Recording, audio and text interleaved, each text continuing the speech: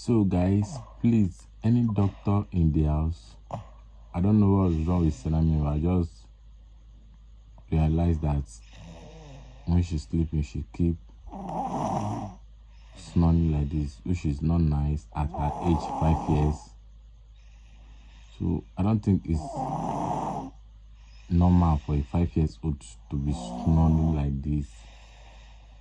This is getting worse. Like seriously, we can't sleep tonight because she's just making noise. See her little brother is just sleeping without noise. Then another of her little brother here is sleeping without noise. But she is doing the noisy, making serious noise. So guys, please, is there any doctor in the house that can help us? I don't know if it's too much play. I don't know that this is not nice. She keep snoring. This is not first time, this is not second time. This thing keep happening.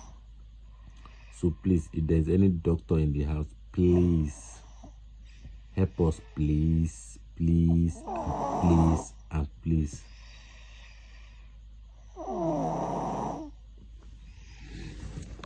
Please, if there's any doctor in the house, please help us.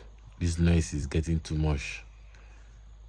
This is not the first time, this is not the second time. She keep like making noise in the night.